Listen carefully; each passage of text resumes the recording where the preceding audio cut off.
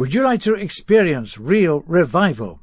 We're about to see how, today, on the road to reality, and you just might be surprised by what will unfold.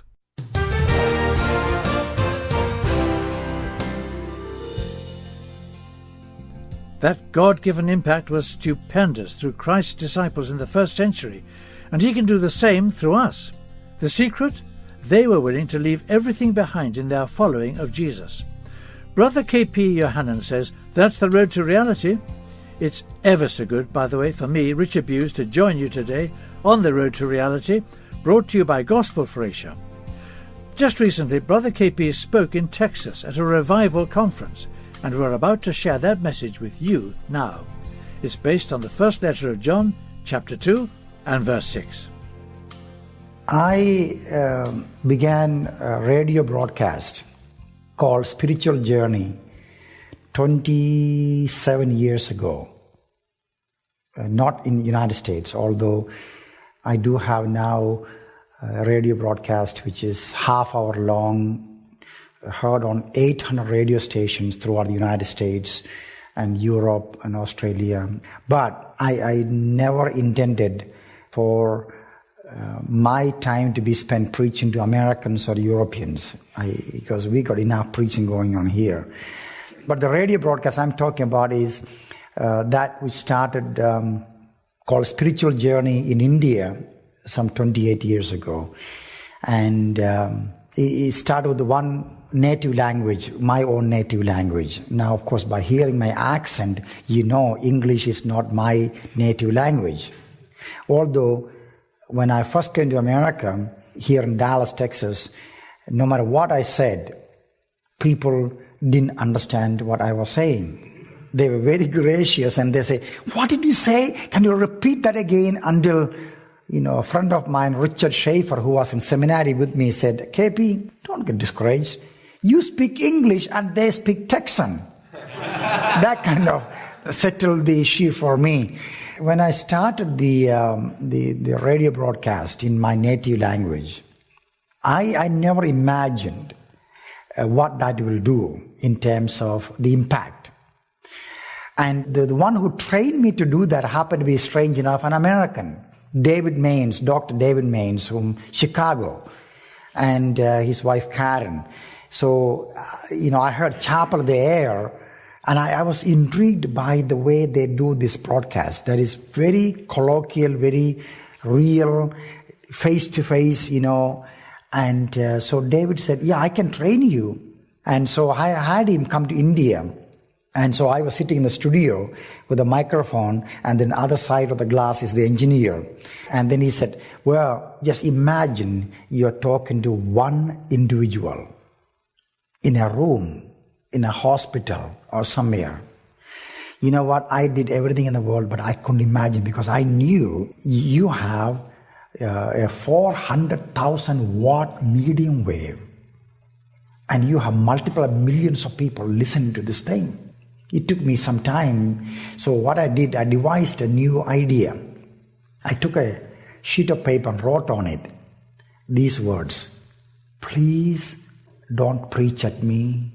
I'm just one little human being sitting in a room. Would you just talk to me? So I taped that sheet of paper on the microphone. So when I'm sitting in the studio, the big letters, they're just glaring at me.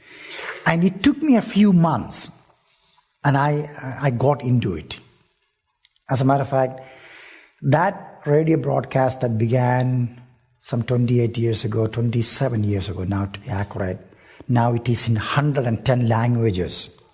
We get over 1 million people write letters every year asking for more information. We have hundreds of churches planted as a result of this broadcast. Of course, I don't do all the 110 languages. Our missionaries who are well trained in other languages take up the script and do that. But the thing I was going to say to you is that as I learned to talk to people about the things of God, two things I learned. One, there's a hard language. There's a preacher's language, Greek and Hebrew and philosophy and high-powered language, which I learned in my seminary also. But there is a colloquialism, there is a hard language that God deals with. And then I found out that God is not terribly concerned about the 99, but He's concerned about the 1. And so during those early days of learning to communicate the truth, representing my Lord, I found myself sometimes sitting in the studio, looking at the microphone. I would break down weeping right in the middle of the way, and I had to pause, and the engineer stops and say we had to go back and redo it again because you don't want to be weeping over that microphone and really they don't know what's going on. The reason was I would be talking about a man who's abusing his wife. I read a letter, the wife saying that he'd been abusing me, he'd been beating me up, my kids are scared, I just don't know what to do, would you pray for me? And I said, look, this is what I just read. Then all of a sudden it's like a drama or movie. My emotions, my mind, my eyes turn to the man. And I say, how can you do this? Don't you understand what you're doing? If you are a woman, how would you handle this? You see, all of a sudden I forget the microphone, I forget the engineer, I forget everything else. It is very, very deep, intensely personal. And this has been a journey of my life for 44 years of serving Christ. I found out that in the early days, people said Matthew chapter 5, 6 and 7 are the so-called Sermon on the Mount. But if you read, you'll find it is not a sermon. Seeing the multitude, He called His disciples, and in my language, I would say He just sat on a stone that was a little higher than the normal ground there, and He sat there, and they just came and sat there, and He just talked to them. That's what it says in the Bible. So what you read in Matthew 5, 6 and 7 is not sermon, it was conversation. So in my attempt, to share with you today, my first choice would be if you and I could meet in some coffee shop, Starbucks or whatever coffee shop, and and just have a conversation and talk about things of God. And often in our world it is not also practical. And so here we are, a bunch of people all of you are deeply concerned about the church, about revival, about the nation, about what God is doing in the church, and your part in the kingdom's work. So I don't have any question about why you are here.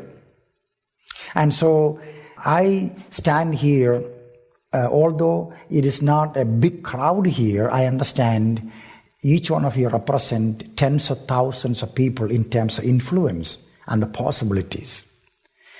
So the question often comes to us, are we crusaders of some big ideals and ideas and vision, or are we the people that God is invading and making our lives become the means for transformation and change in our generation?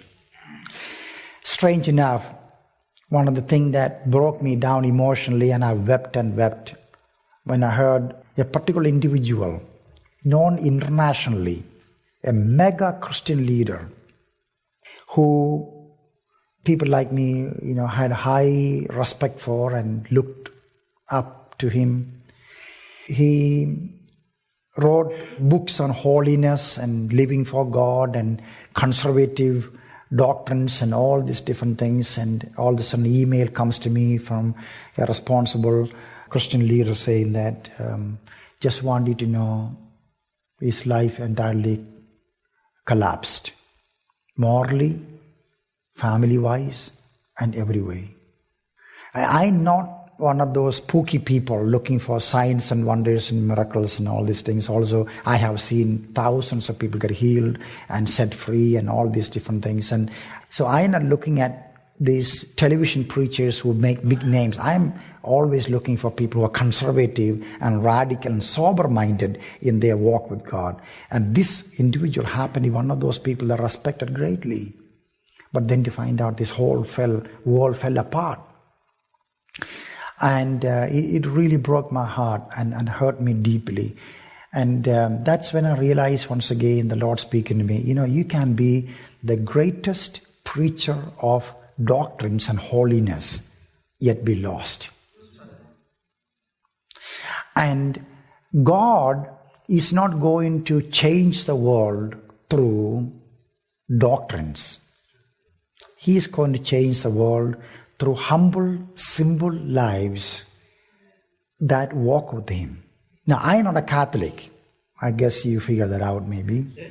Although in my readings and studies of the first 9 centuries of the church, I am more prone to abide with the Orthodox saints and the faith and the lonely journey they made and the desert fathers, and seeking God for God alone and not for healing and money and miracles and prosperity and all those things. But Mother Teresa of Calcutta, if you know her name or not, is a classic example of an individual who was not all right in her head with some doctrines. But I think she was one that walked with the Lord so close. Her heart was so pure. I read huge amount of writings about her interviews and what she said and all those things. Again, that tells us that one lonely life that had huge impact upon the nation of India with over 1 billion people, that when she died, the government of India at that time, fighting against Christians, going against everything we believe in, decided they will take the carriage they used to carry the body of Mahatma Gandhiji, the father of the nation. That was the, what do you call in English, the hearse? Exactly. The only time that was used was for Mahatma Gandhiji, the father of the nation. The next time in history ever it was used for Mother Teresa when she died. And just to realize that it was, the kind of life when this English, Guardian newspaper reporter came to Calcutta and asked Mother Teresa, watching her bending down, washing and cleaning the wounds of a leper, pus and blood oozing out of his leg. And she was cleaning it and bandaging it. And then he said, I cannot do something like this for $100,000 or pounds or something like he said. And this little old woman looked up and said, I can do it for $1 million. Then he paused, waiting what she was going to say next. She said, but you don't understand. This is Christ. It is His wounds. It is His pus and blood oozing out. This is what I'm doing for my Christ. Hey, what an example, living like Christ and for Christ. And if following Jesus is what true living is, today's Road to Reality is reinforcing this truth. We'll get back to KP Yohannan in a minute. Before we do, we would like to recommend a book that will help anyone to follow Jesus in His way. The Jesus Style, it's called. It's a powerful book that brings the reader face to face with Christ. What is Jesus really like? The Jesus Style answers that question clearly and unforgettably. We're offering it for only £5 from our office, plus postage and packaging. You can order Jesus Style from roadtoreality.org.uk or call 01904 643 233. Again, roadtoreality.org.uk or call 01904 643 233. Well, here's KP with the rest of his message. You see, we in evangelical world, conservative and radical, I told somebody yesterday, I even don't like the word revival. There was a time I was in Dallas while I was going to seminary. I was pastoring a Baptist church, an ordained clergy here. And every year we had the so-called revival meeting.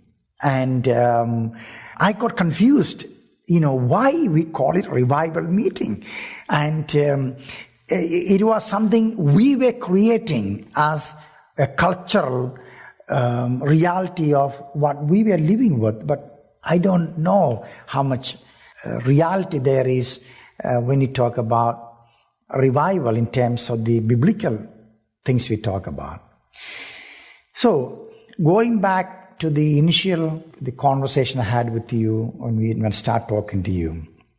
You know, my brothers and sisters, maybe the more important thing about this whole meeting is that, you know, Jesus didn't need 12 million people to change the world. He only needed 11 people. And out of 12, Judas happened to be one of those people who didn't make it. But he just had 11 people. And they were not perfect people. I mean, you got Judas there, you got Peter here. They both denied Christ, if you know it or not.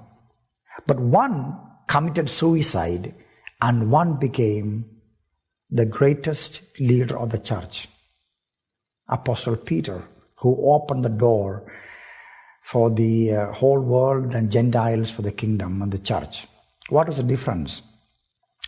Judas had the privileges that Peter had. He was one of the people that went out to heal the sick, cast out demons, and preach the gospel, because he sent all of them out 2 by 2. But all through these learning and getting his degrees and his information and being tutored by God himself, he was not honest. There was deception, the duplicity, the dichotomy, a pretense to be one of the saints, but deep inside he was not that.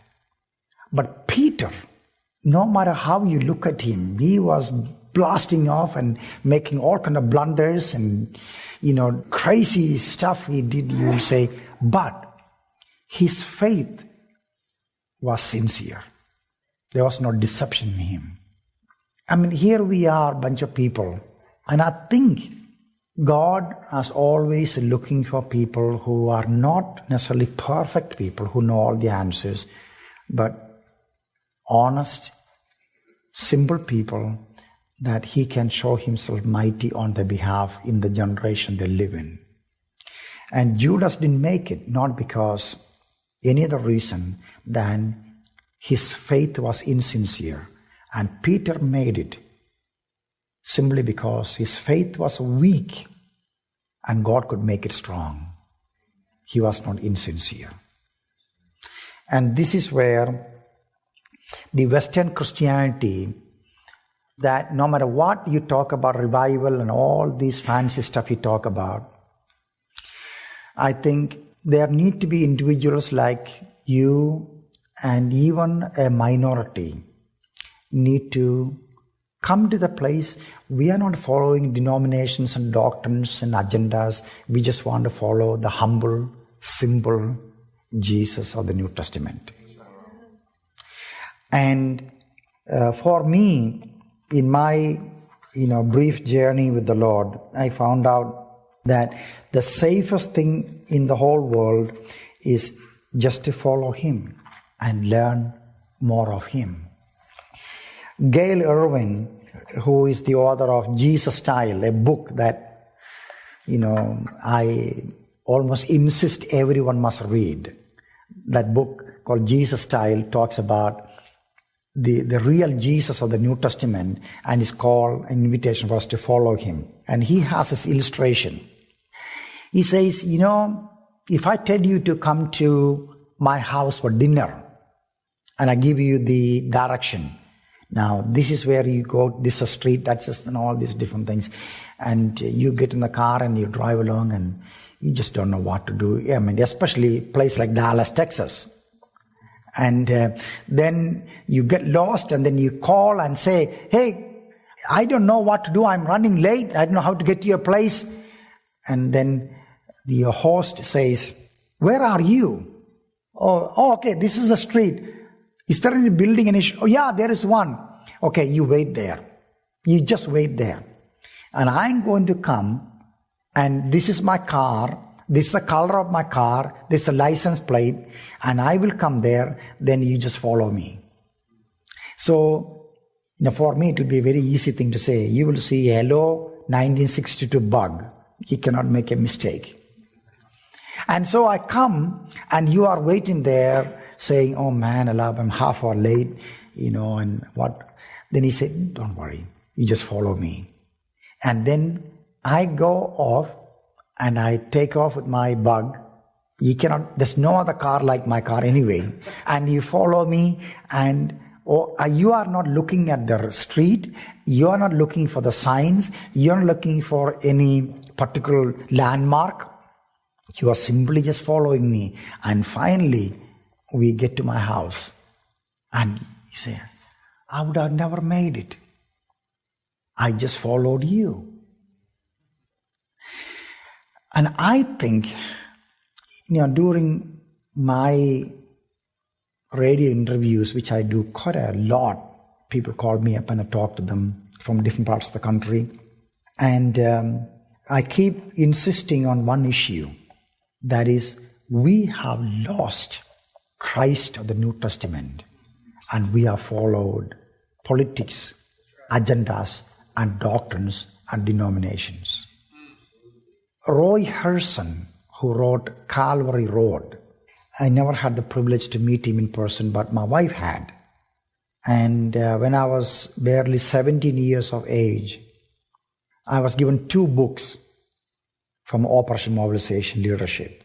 One is Calvary Road by Roy Herson. The next one is True Discipleship by William MacDonald. Then, of course, I was given a huge amount of writings by Watchman Nee and A.W. Chaucer and Alan Redpath and all those things, and Puritan writers.